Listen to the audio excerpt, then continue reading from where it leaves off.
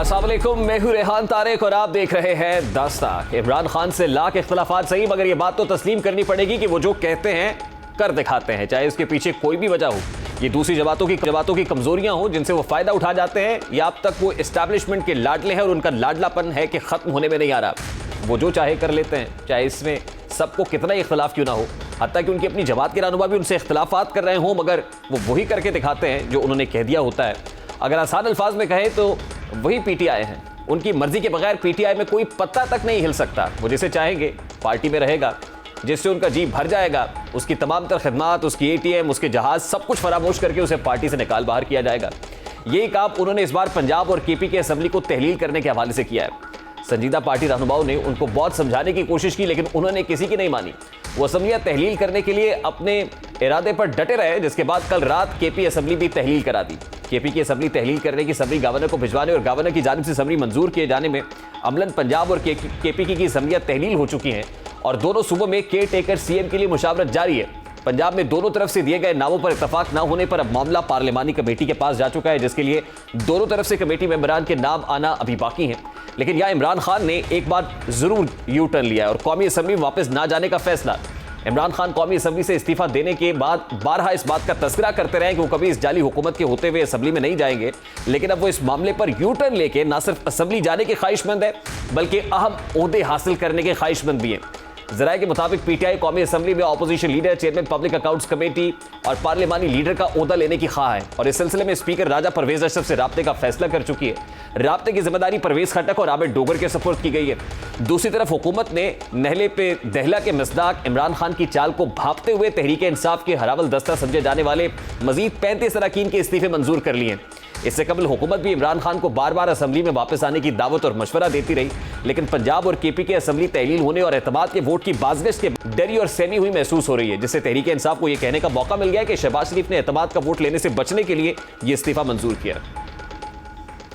35 हल्के चुन लिए, 35 लोगों को डी नोटिफाई कर दिया। ये तो दोहरा मयार है। इसी दोहरे मयार के खिलाफ पहले आपने हरकत की, आपने चंद हल्कों में हमारे मेंबर्स को डी नोटिफाई किया और अपनी पसंद के नताज हासिल करने का ख्वाहिश आपका इरादा था। इमरान खान ने फैसला कर लिया कि मैं सब हल्कों में लड़ूंगा। अब 35 अरकान के इस्तीफे मंजूर होने के बावजूद तहरीक इंसाफ अब भी किसी न किसी सूरत असेंबली वापस जाना चाहती है। उनको यह काम बहुत पहले कर लेना चाहिए था, लेकिन इमरान खान की अना ने तहरीक इंसाफ को इस गली में ला खड़ा किया है जहां से वापसी बहुत मुश्किल, यानी पॉइंट ऑफ नो रिटर्न है। लेकिन अब खान साहब भी असेंबली में वापसी पर मजबूर हो चुके हैं। शायद उनको मालूम हो चुका है कि इसके अलावा उनके पास अब कोई चारा नहीं है, वरना हुकूमत राजा रियाज जैसी फ्रेंडली ऑपोजिशन के साथ मिलकर ऐसा केयर टेकर सेटअप लाएगी कि तहरीक इंसाफ के लिए इंतखाब जीतना ख्वाब ही बन जाएगा। इमरान खान ने कल बरतानवी नशरियाती इदारे को इंटरव्यू देते हुए यह बात कही कि वो केयर टेकर सेटअप की मुशावरत के लिए असेंबली में वापस जा सकते हैं। हुकूमत जो बार बार इमरान खान को असेंबली में वापस आने और मुज़ाकरात करने की दावत देती रही, लेकिन अब इससे उनका डर भी कहीं ना कहीं झलक रहा है। को मजबूरी है कि उन्होंने 35 अरकान असेंबली के इस्तीफे मंजूर करके तहरीक इंसाफ के इस बयानियों को मजबूत बनाया है कि वो एक कमजोर हुकूमत है जो एक झटके में खत्म हो सकती है। हुकूमत 35 अरकान असेंबली के इस्तीफे मंजूर करने के बाद तहरीक बाकी रहनुमाओं को असेंबली में वेलकम करने को तैयार है। पिछली बार की तरह इस बार भी तहरीक इंसाफ की तरफ से वो अमल दोहराया जा रहा है जो उन्होंने इससे कबल इस्तीफा मंजूर होने के बाद दोहराया था। 35 में से 33 हल्कों पर इमरान खान के इलेक्शंस लड़ने का प्लान बनाया जा चुका है। इन इलेक्शंस पर एक अंदाजे के मुताबिक 1.5 अरब खर्च होंगे और अगर इन तमाम हल्कों पर इमरान खान इलेक्शंस लड़ेंगे तो ये मश्क ला हासिल तस्वुर होगी, क्योंकि इमरान खान सिर्फ एक सीट रख सकेंगे और बाकी सीटों पर दोबारा इंतखाबात कराना होंगे। अब यहाँ सवाल तो बहुत सारे हैं, लेकिन सबसे आम सवाल यह है कि अगर तहरीक इंसाफ ने असेंबलियों में वापस ही आना था तो उन्होंने असेंबलियों से इस्तीफा दिया क्यों था? अगर ये असेंबलियों में रहते तो हुकूमत को बहुत से कामों और मन मर्जियों से रोक सकते थे, जैसे नैब अमेंडमेंट्स हैं। दूसरा सवाल हुकूमत से है कि अगर हुकूमत सियासी इस्तेहकाम के लिए संजीदा थी तो ऐसे वक्त में जब इमरान खान असेंबली में वापसी की राह में थे तो 35 अरकान के इस्तीफे किस डर की वजह से मंजूर किए? क्या अब इन इस्तीफों की मंजूरी के तमाम कानूनी अवामिल को मुकम्मल किया गया? इसी पर बात करेंगे। इस वक्त पाकिस्तान पीपल्स पार्टी के सीनियर रहनुमा और मशीर वजीर आजम पाकिस्तान क़मर ज़मान कायरा साहब ने हमें ज्वाइन किया है। अस्सलाम वालेकुम कायरा साहब, बहुत बहुत शुक्रिया आपके वक्त के लिए। कायरा साहब, you are one of the sane voices among PDM और आप ये राय रखते हैं कि इमरान खान साहब को, उनकी जमात को वापस असेंबलियों में आना चाहिए ताकि कंसल्टेशन प्रोसेस आगे बढ़ सके और असेंबली ही ऐसी जगह है जिसको लेजिटिमेसी हासिल है। अब जब उन्होंने असेंबली में वापस आने की ठान ली, आपने 35 इस्तीफे मंजूर कर लिए, तो क्या ये खुला तजाद नहीं है कायरा साहब? देखिए, हम तो खान साहब को पहले दिन से ये बात राजी करने की कोशिश कर रहे थे, लेकिन वो नहीं माने और अल्टीमेटली उन्होंने वो जो हमला असेंबलियों पे करना था वो कर दिया। तो उसके बाद तो वो कहते हैं ना, आप पछताए क्या हो जब चिड़िया चुग गई खेत। उन्होंने पंजाब असेंबली डिसॉल्व कर दी और केपी के असेंबली का एडवाइस भेज दी। अब इसके बाद भी मशावरती अमल होना चाहिए, सियासी लोगों को, सियासी जमातों को बैठ के वे फॉरवर्ड तलाश करना चाहिए।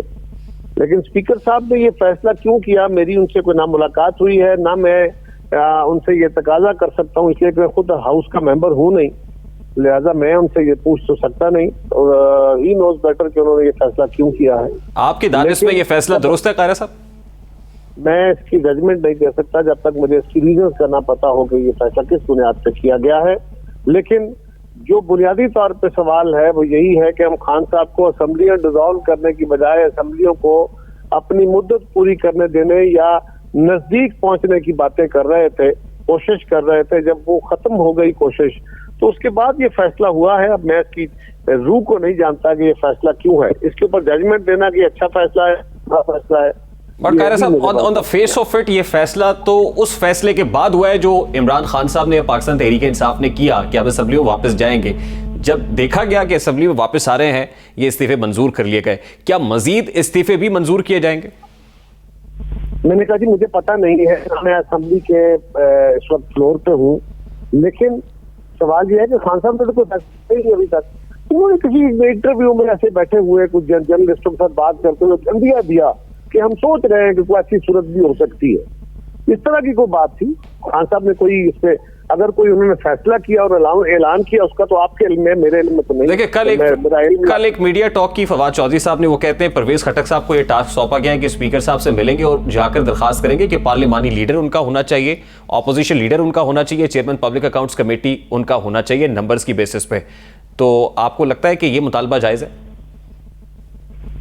देखिए अगर वो हाउस में होते तो उनका मुतालबा करना ना करना बेमानी होता, फिर नेचुरली वही होते, दूसरी कोई राय ना होती।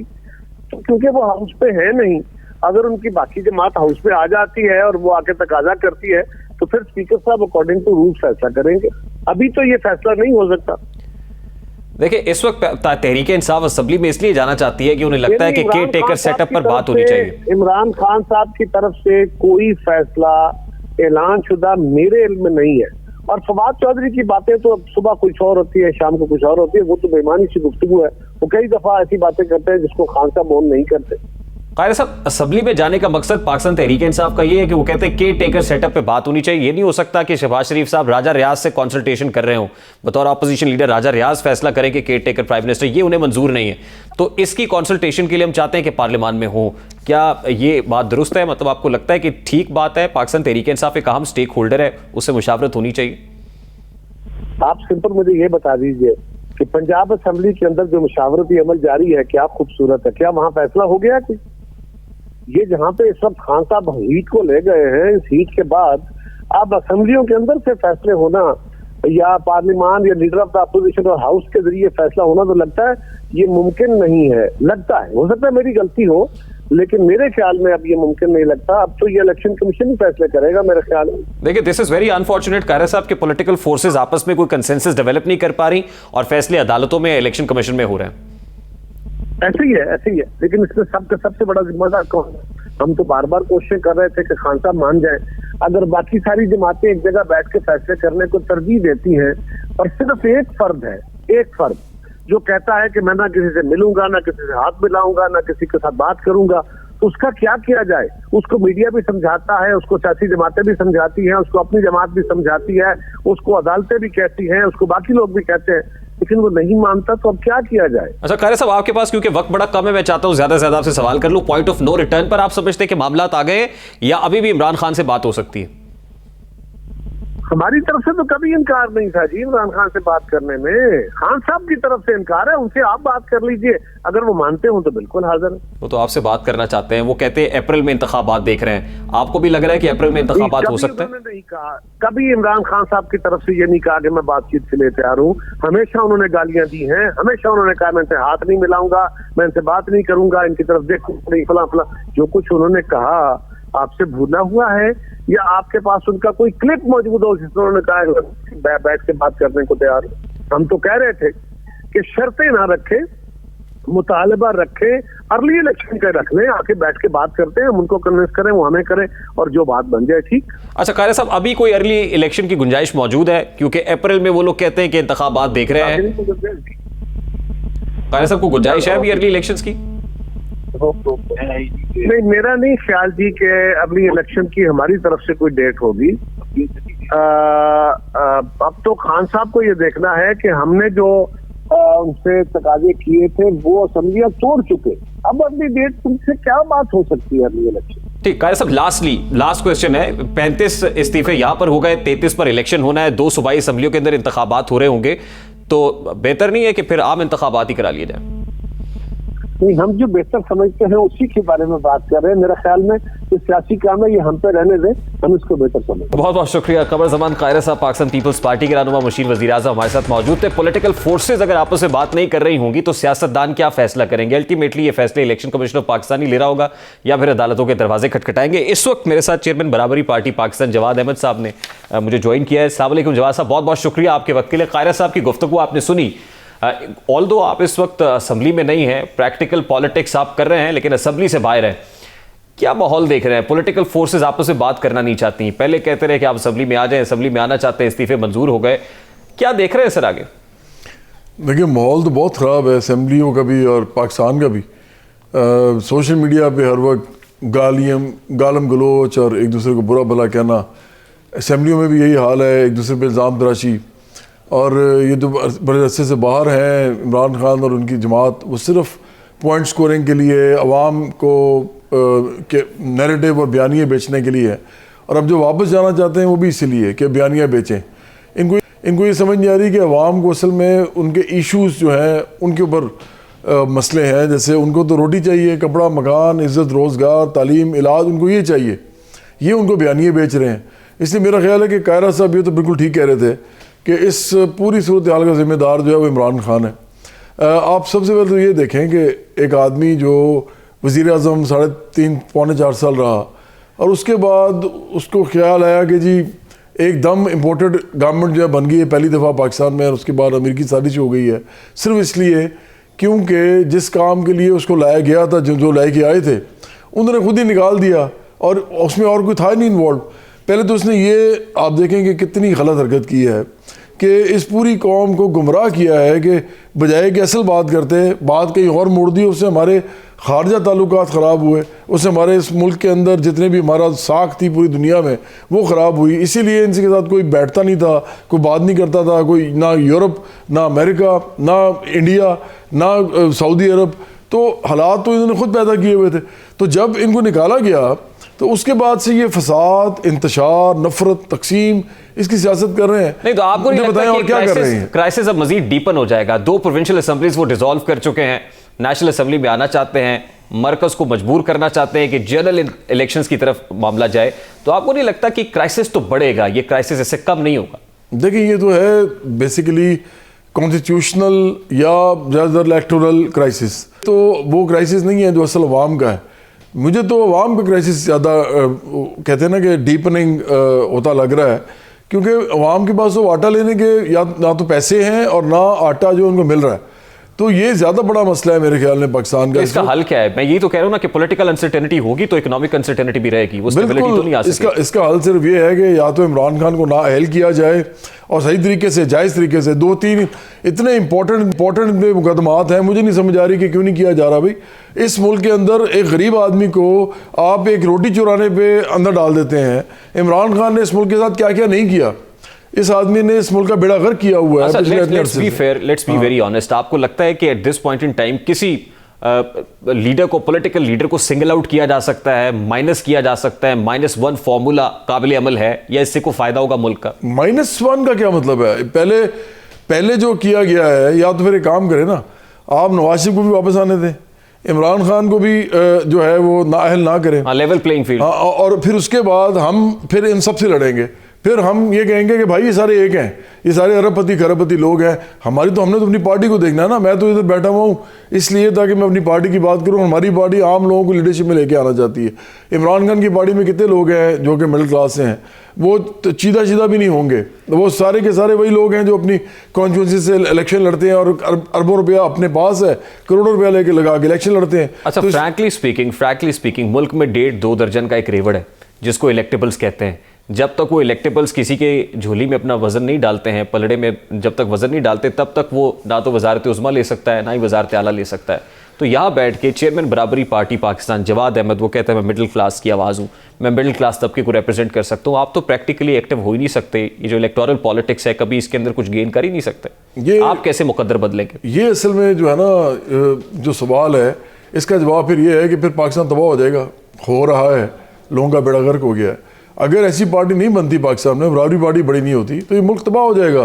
कब तक आप सारा का सारा पैसा जो है वो अमीरों के चंद हाथों में जाने देंगे? आपकी पूरी पॉलिटिक्स है इसके ऊपर।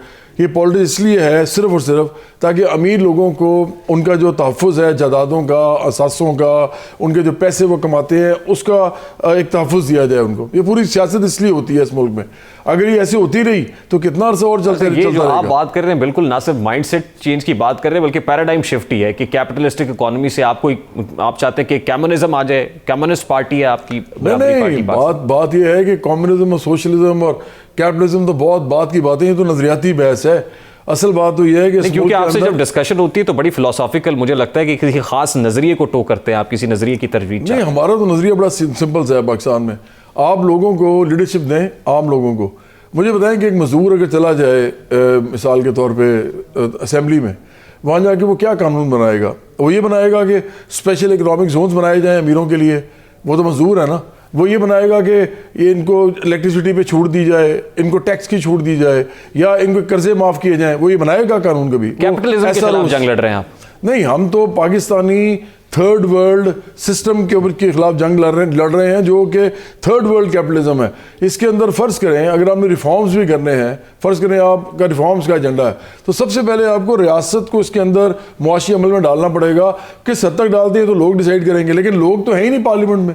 जो आम लोग हैं वो तो पार्लियामेंट में नहीं है। जवाब साहब, मुझे क्योंकि ब्रेक लेनी है, लास्टली टुवर्ड्स द एंड, वो कहते हैं दोज़ख में दुनिया उसे जन्नत की पड़ी है। यहाँ पे डिफॉल्ट के खतरे हैं, दिवालियापन के दहाने पर हैं, रोटी मिल नहीं रही है, प्रॉब्लम्स ऐसे हैं कि हम बिल्कुल बॉर्डर लाइन के ऊपर खड़े हुए हैं। आप बिल्कुल इसमें इनकलाब बर्पा करने की या बिल्कुल पैराडाइम शिफ्ट की बात कर रहे हैं, बिल्कुल एक 180 डिग्री की तब्दीली चाह रहे हैं। क्या मुमकिन है? क्विकली बताइएगा, फिर ब्रेक लेनी। मेरा तो ख्याल है कि ये बिल्कुल मुमकिन है। जो इस वक्त हो रहा है वो बल्कि ज़्यादा देर नहीं चल सकता, और जब वो खला पैदा होगा तो क्या होगा फिर? अगर आपका क्राइसिस ये नहीं ख़त्म होता, पिछले 15-20 साल में आप देख लेना, ये जितने भी पार्लियामेंटेरियंस बैठे हुए आपस में लड़ रहे हैं, इन सब के असासे बड़े हैं, इनके जो पीछे इनके सहूलतकार हैं उनके भी असासे बड़े हैं। गरीब आदमी का जो है इनकम भी ख़त्म हुई है, वेजेस भी कम हुई है, असासे उसके पास है नहीं। तो ये कितना अर्सा और चलता रहेगा? मेरे ख्याल में हम जो बात कर रहे हैं ये लोगों को भी थोड़े अरसे के बाद दीवार भी लिखी नजर आएगी, अदरवाइज पाकिस्तान का कुछ नहीं बचेगा। बहुत बहुत शुक्रिया जवाद अहमद साहब, बहुत शुक्रिया आपके वक्त के लिए। चेयरमैन बराबरी पाकिस्तान जवाद अहमद साहब हमारे साथ मौजूद थे। Let's take a very quick short break. Break के बाद जब वापस आएंगे पंजाब और मरकज की सियासत के बाद जरा कराची की सियासत का रुख करेंगे। मेयर के हवाले से जोड़ तोड़ जारी, इस पर बात करेंगे। इस ब्रेक के बाद हमारे साथ रहिएगा। Welcome back. मेयर कराची का ताज किसके सर सजेगा, यह सवाल बहुत अहमियत इख्तियार कर गया क्योंकि गोल्डन नंबर कराची की किसी सियासी जमात के पास नहीं है। सितम ज़रीफ़ी यह है कि सभी धांधली का शोर मचा रहे हैं और दरपर्दा हाथ मिलाने पर मजबूर भी दिखाई देते हैं। कराची में तीर की परवाज बुलंद रही लेकिन सादा अक्सरियत के हदफ तक नहीं पहुंच सकी। मेयर की कुर्सी पाने के लिए 3 बड़ी जमातों में से 2 को एक दूसरे से हाथ मिलाना होंगे। पीपल्स पार्टी को मेयर बनाने के लिए जमात इस्लामी या तहरीक इंसाफ का साथ चाहिए। जमात इस्लामी को अपना मेयर बनाने के लिए पीपल्स पार्टी या तहरीक इंसाफ से हाथ मिलाना होगा। सईद गनी ने कहा है कि तहरीक इंसाफ के साथ नहीं जाएंगे और जमात इस्लामी पहली पार्टी होगी जिसे हुकूमत साथ करेंगे, लेकिन जमात इस्लामी टीवी पर बैठकर बातें ना करे, हुकूमत से बात करे। इस पर सईद गनी क्या मौक़िफ़ रखते हैं, आज उन्होंने प्रेस कॉन्फ्रेंस की, क्या कहते हैं आपको दिखाते हैं। कुछ इश्यूज को बुनियाद बनाकर पूरे माहौल को ख़राब ना करें। मैं आज फिर कह रहा हूं कि हम जमात इस्लामी के साथ बैठकर कराची में बल्दियाती इदारों के अंदर कोई सेटअप बनाने के लिए तैयार हैं। बैठ के बात ही नहीं करेंगे, आप हमसे मेयर बैठ के मांगेंगे ही नहीं, सिर्फ टीवी पे मांगेंगे तो टीवी पे मांगने से तो नहीं मिलेगा। आप बैठकर बात करें, रास्ता निकालने की पूरी कोशिश करें। आपकी ख्वाहिश है कि मेयर आपका हो, आपका हक है कि ख्वाहिश करें। हमारी ख्वाहिश है कि मेयर हमारा हो, ये हमारा हक है कि हम ये ख्वाहिश करें। ये तय हो सकता है कि मेयर पीपल्स पार्टी का होगा या जमात इस्लामी का होगा। हम ये तय कर सकते हैं कि किस टाउन में किस जमात का चेयरमैन होगा। अब ये मामला महाजराई की जाने बढ़ेगा, ये खुशउस्लूबी से तय पा जाएगा। बात करेंगे इस वक्त पाकिस्तान पीपल्स पार्टी के रहनुमा सूबाई वजीर नवाब तैमूर तालपुर हमारे साथ मौजूद है। अस्सलाम वालेकुम तैमूर तालपुर साहब, बहुत बहुत शुक्रिया आपके वक्त के लिए। पाकिस्तान पीपल्स पार्टी से अपने भी नाखुश हैं, बेगाने तो नाखुश हैं ही। पीटीआई का आपके साथ ऑब्वियसली हेड ऑन कोलिजन था, फिर एमक्यूएम आपसे खफा हो गई, अब जमात इस्लामी भी एहतजाज कर रही है, तो प्रेशर महसूस कर रही है इस वक्त सूबाई हुकूमत? बिस्मिल्लाहिर्रहमानिर्रहीम। मैं समझता हूँ पाकिस्तान पीपल्स पार्टी ने कभी भी किसी को इस चीज़ से रोका नहीं है। ये हर किसी का जमहूरी हक है। अगर वो एहतजाज करना चाहते हैं वो कर सकते हैं, अगर वो हुकूमत से बात करना चाहते हैं तो कर सकते हैं। आज मुराद अली शाह साहब ने जमात इस्लामी से रब्ता भी किया था और उनसे बात भी की थी, उनको सजेशन दिया था कि हम बैठ के बातचीत कर सकते हैं। जहाँ तक बात है उनकी शिकायतों की, तो मेरे ख्याल से शिकायतों में कोई भी जायज़ चीज़ नहीं है, नाजायज़ शिकायतें हैं।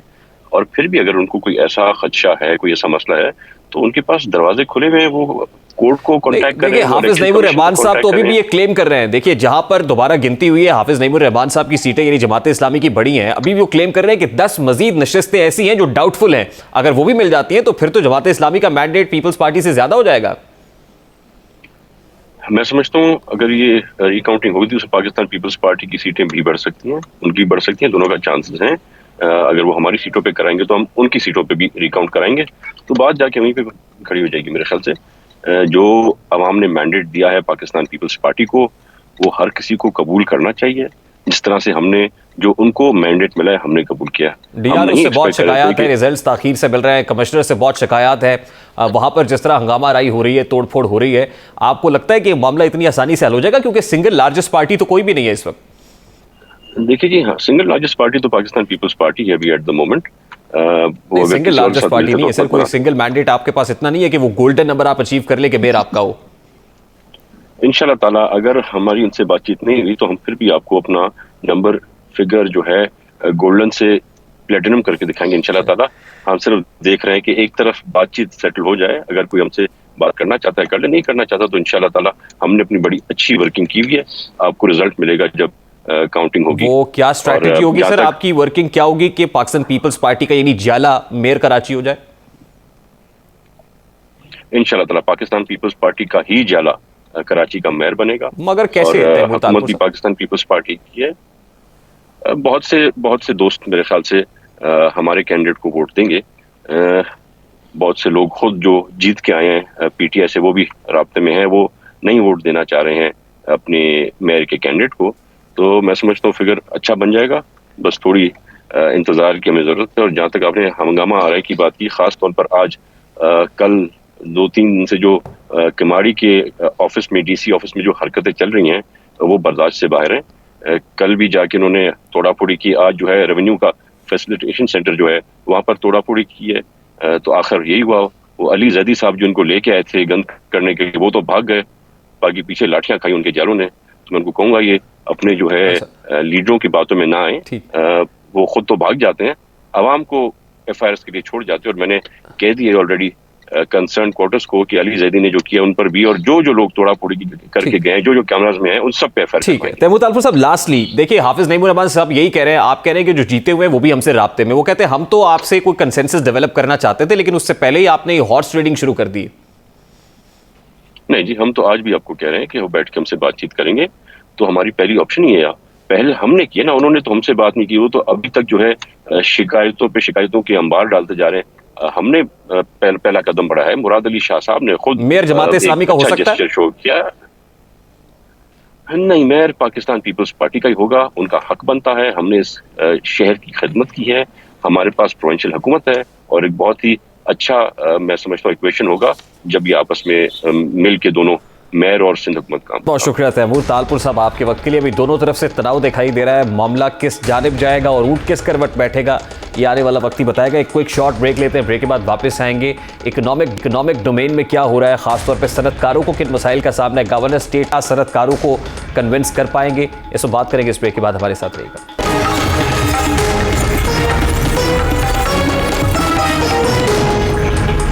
Welcome back. मुल्क इस वक्त इंतहाई मुश्किल हालात से गुजर रहा है। एक तरफ सियासी गिरदाब रोज बरोज बढ़ता चला जा रहा है, तो दूसरी तरफ माशी लिहाज से भी धंसता चला जा रहा है। ताजरों सनतकारों के खदशात बढ़ते जा रहे हैं, आवाम की जिंदगी मुश्किल से मुश्किल तर हो रही है, लेकिन बेहतरी की सूरत हाल किसी भी तौर दिखाई नहीं देती।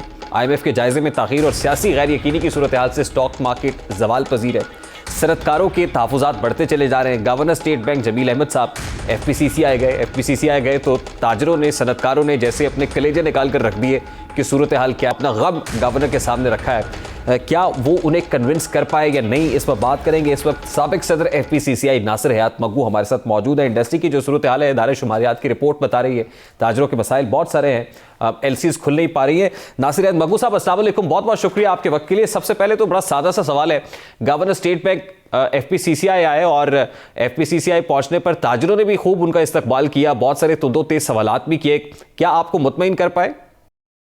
देखिए, बात यह है कि जब भी कोई सरकारी अफसर आता है बातें अच्छी होती हैं, लेकिन आज काफ़ी खुल के बातें हुई और उन्होंने प्रॉमिस किया है कि जो हम कह रहे हैं कि लोगों के माल पोर्ट पे पड़े, किस तरह जो हमने सोल्यूशन दिया है कि कोई अगर 1 महीने की पेमेंट के बजाय 6 महीने या 1 साल के बाद पेमेंट करने के तैयार है, तो उन्होंने कहा है कि हम इसको छोड़ देंगे। अब उसके लिए एक कमेटी बनाई है, वो 1-2 दिन में मीटिंग होगी। उम्मीद ये है कि अब इसका कोई रास्ता निकल आएगा, क्योंकि उससे हमें डॉलर नहीं चाहिए, हमें सिर्फ पॉलिसी चाहिए। नहीं, लेकिन स्टेट बैंक को तो डॉलर्स चाहिए और वो ये खुशखबरी भी सुना रहे हैं कि डॉलर्स आना शुरू हो जाएंगे। हमने माल मंगाया है। अगर हम लोग कहते हैं जी 365 दिन बाद आप यहाँ से रेमिटेंस कीजिएगा, हमारा माल जो पोर्ट पे पड़ा है उसको छोड़ें, ताकि माल उठाएं, हम डैमरेज से बचें, कंटेनर डिटेंशन से बचें, सप्लाई चेन बहाल करें, कारोबार चलाएं। तो इसमें फिलहाल तो डॉलर की ज़रूरत नहीं है, साल के बाद ज़रूरत पड़ेगी ना, बाकी काम तो चल पड़ेगा ना। गवर्नर स्टेट बैंक ये कहते हैं हमने 33,000 LCs को क्लियर किया है, 5700 कंटेनर फंसे हुए हैं और उन 5700 कंटेनर्स को निकालने का कोई तरीकाकार उन्होंने बताया हो आपको? यानी आपने जो तजवीज़ दी है कि ठीक है अभी पैसे नहीं लिए, 1 साल बाद देखेंगे, तो क्या इस पर राजी है वो? नहीं, हमने उनसे ये गुजारिश की है कि अगर आपके पास डॉलर नहीं है तो हम जो हमारे सप्लायर्स हैं जिनसे हम कारोबार करते हैं, जो हमारे एक्सपोर्टर्स हैं बाहर से, चाइना से, अमेरिका से, उनसे हमारा चूँकि सालों साल से हमारा तजर्बा है, हमारा ट्रस्ट है, तो हमको 1 साल के उधार पे माल देने को तैयार हैं, जिसमें बैंक को कोई पेमेंट नहीं करनी। तो उसमें आपको क्या एतराज़ है? उन्होंने प्रॉमिस किया है कि इसको हम कर देंगे अगर हमारे ख़जाने पे फ़िलहाल बोझ नहीं पड़ता। अब प्रॉमिस तो हुआ है, अगर ये कर लेते हैं तो 3 फ़ायदे होंगे। एक तो पोर्ट से माल उठ जाएंगे, डैमरेज डिटेंशन फर्दर नहीं लगेंगे, सप्लाई चेन बहाल हो जाएगी, फैक्ट्रियाँ किसी हद तक चल जाएंगी। एक दफ़ा का जो मसला फौरी है वो टेम्परेरी तौर पे तो सॉल्व हो जाएगा। तो ये जो तजवीज़ आपने दी है, इस तजवीज़ को मानने में गवर्नर स्टेट बैंक ज़्यादा मतलब राजी दिखाई दिए, या आपको ये लग रहा है कि दूसरा हल जो वो बता रहे हैं कि UAE से $2 अरब रोल ओवर हो गया है, वर्ल्ड बैंक से $1 अरब आ रहा है, तो डॉलर्स आना शुरू हो जाएंगे, तो ये मामलात with the passage of time खुद ही ठीक हो जाएंगे, या इस पे वो कह रहे हैं कि अभी कुछ इंतजार करें? देखिए, बात यह है कि जो नई LCयाँ खुलनी है उसके लिए तो डॉलर चाहिए ना, लेकिन जो माल यहाँ आके पड़ा हुआ है उसको तो उठाने का हमने तजवीज़ दी है ना। जो नई LCयाँ 2 अरब अगर UAE से आते हैं और चीज़ें ठीक होती हैं, जब ठीक होंगी तो ठीक है, लेकिन जब तक ठीक नहीं होती, ये सप्लाई चेन, ये बेरोजगारी तो ख़त्म करें ना। यहाँ फैक्ट्रियाँ बंद पड़ी हैं, इंडस्ट्री वाले जो है वो घूम रहे हैं कि भाई हम फैक्ट्री कैसे चलाएं, और ले ऑफ्स हो गए इतने बड़े बड़े। तो टेम्परेरी तो हल करें ना, जब डॉलर आ जाएंगे तो इंशाल्लाह ठीक हो जाएगा, लेकिन डॉलर भी कितने आएंगे, कब तक चलेंगे, इसका तो परमानेंट सॉल्यूशन होना चाहिए ना। कि हमारी अगर 60 अरब रुपए की आमदनी है, 30 अरब एक्सपोर्ट और 30 अरब पाकिस्तानियों से, तो विद इन मीन्स हमको रहना चाहिए ना। हम हर साल अपना फिजिकल डेफिसिट 15-16 अरब डॉलर बढ़ाते हैं एक्स्ट्रा इंपोर्ट करके, और मिस मैनेजमेंट से आते हैं, इतनी बड़ी इंपोर्ट हो जाती है, वही हमारा जो है कर्जा है। जी, फिर हम करंट अकाउंट डेफिसिट पे फंस जाते हैं, और फिर करंट अकाउंट डेफिसिट पर काबू पाने के लिए हम इंपोर्ट को मैसिव बैन कर देते हैं। ये एक प्रॉब्लम तो है, ये एक रियल इशू है, लेकिन मग्गू साहब कोई वर्केबल सोल्यूशन या कोई टाइमलाइन, कोई डेडलाइन वजह हो सकी एग्रीमेंट के अंदर? गवर्नर स्टेट बैंक इतनी देर में ये माल उठवा लेंगे? ये तो उन्होंने कहा कि 2 दिन में हम हल कर देंगे, क्योंकि मैं वहीं उनके साथ बैठा था, उन्होंने कहा कि हम आज एक मीटिंग और हमने कराची चैम्बर में करनी है, कल आप हमारे पास आए, बैठ के मॉडरेटरी बनाएं और इसको 2-3 दिन में हम क्लियर कर देंगे। ठीक है, और इस वक्त ऑन ग्राउंड हालात क्या है, मैं चाहता हूं जरा वो भी शेयर कीजिएगा कि अगर ये 2-3-4 रोज के अंदर, एक हफ्ते के अंदर नहीं उठाया जाता माल, तो फिर क्या देख रहे हैं आप? देखिए, अगर ये माल नहीं उठाया जाता, सप्लाई चेन तो वैसे टूट चुकी है जी। अगर उठा भी लेंगे तो 15-20 दिन, महीना चल जाएगा, महीने के बाद फिर शॉर्टेज आएगी। और इसका मुस्तकिल हल तो ये है कि जब तक ये एलसी, अगर ये अलाउ कर दे कि 365 दिन की आप एलसी खोल लें, नई एलसी हल होगा। इनको बैठ के तय करना पड़ेगा कि 2 फेजेज में, कि पहला जो माल पड़ा है हमारे खजाने पे बोझ लिए बगैर, अगर वो माल छूट जाते हैं, हम 1 साल बाद की पेमेंट का उनसे करवा लेते हैं अपने सप्लायर से, और ये माल छोड़ देते हैं तो टेम्परेरी रिलीफ हो जाएगा, माल उठ जाएंगे, कारोबार चल जाएंगे किसी हद तक। और उसके बाद अगर हमारे पास 365 दिन की एलसी खोलने की इजाज़त देते हैं तो भी हमारा 10-20% मसला टाइम बिंग के लिए हल होगा, क्योंकि हर बंदे की बैंक की 365 दिन की लिमिट नहीं होती एलसी खोलने के लिए। एब्रप्ट कोई चीज़ नहीं होती, बैंक वैल्यूएशन करती है, देखती है किसकी एलसी खोलें किसकी नहीं खोलें। उसका तो फाइनल हल ये है कि हम अपनी इंपोर्ट को कट करें, और डॉलर अगर आते भी हैं तो हम फिर दोबारा बादशाह ना बन जाए, हम फिर भी बैठ के देखें क्या चीज़ की ज़रूरत है और अपनी मीन्स में रहने की। मग्गू साहब, इसके लिए तो आपके इंपोर्टर्स को भी सोचना पड़ेगा ना कि एनओसी लिए बगैर जो माल मंगवा लेते हैं और फिर आके यहाँ पर पड़ा रहता है और फिर वो कहते हैं जी बैंक एलसी नहीं खोलने दे रहे हैं, तो पहले एनओसी लेते नहीं और माल मंगवा लेते हैं, तो क्या इंपोर्टर से भी आपने बात की? ऐसा नहीं है, देखिए ऐसा नहीं है, कोई एनओसी की जरूरत नहीं है, बैंक की लिमिट होती है, फ्री लिस्ट का प्रोडक्ट कोई भी इंपोर्ट कर सकता है। लेकिन ये बैठ के हमने उनको ये कहा है कि आप बैठ के तय करें क्या चीज़ की इंपोर्ट अलाउ करनी चाहिए, कितनी अलाउ करनी चाहिए, इसके बैठ के हमारे साथ एक एक्सरसाइज करें। ये अगर मैं 100 ट्रक मंगाता हूँ साल के, तो आप एक दफ़ा 25 अलाउ करें, फिर बैठ के देखें क्या करना है, इसका कोई लाएमल बनाएं, बजाय के IMF या वर्ल्ड बैंक को देखते रहें या दुबई को देखते रहें। ये मुस्तकिल हल नहीं है, इसका बैठ के इनको तिजारती तंजीमों के साथ बैठ के तय करना चाहिए क्या चीज़ की कितनी ज़रूरत है, कौन सी एसेंशियल्स है, कौन सी ज़रूरत है, कौन सी।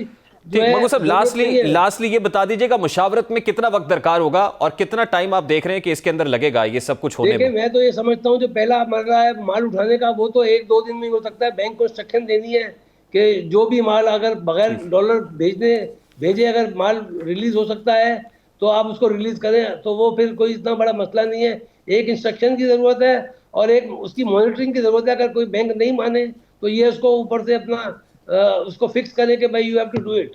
पहला काम तो ये है, बाकी काम के लिए एक्सरसाइज अगर ये करने को तैयार है तो 1 हफ्ते की बात है, क्योंकि अब तो चीज़ें सर से निकल चुकी है ना।